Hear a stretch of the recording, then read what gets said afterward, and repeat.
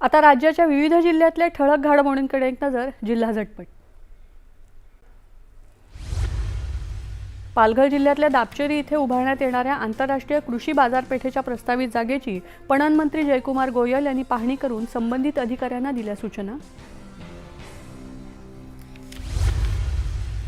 ठाणे शहर दैनिक पत्रकार संघ आणि ठाणे महानगरपालिका यांच्या संयुक्त विद्यमाने आयोजित करण्यात आलेल्या छायाचित्र प्रदर्शनाचा परिवहन मंत्री प्रताप सरनाईक यांच्या उपस्थितीत झाला समारोप.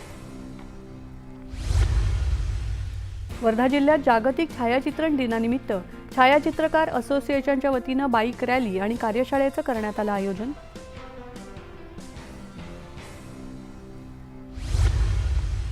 रायगड जिल्ह्यात औद्योगिक गुंतवणूक, रोजगार संधी आणि स्थानिकांना प्रोत्साहन या उद्देशाने आयोजित जिल्हास्तरीय गुंतवणूक परिषद 2026 उत्साहात संपन्न.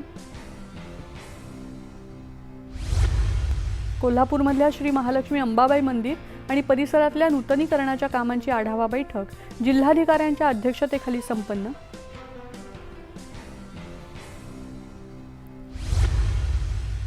चंद्रपूर महानगरपालिकेच्या वतीने शहरातल्या मुख्य रस्त्यांवर अनधिकृत वापर आणि अतिक्रमण यांच्या विरोधात कारवाई करत वाहतुकीसाठी जागा करण्यात आली मोकळी. अकोला जिल्ह्यातल्या काटेपूर्णा वन्यजीव अभयारण्यात निसर्ग मार्गदर्शक कार्यशाळा उत्साहात संपन्न.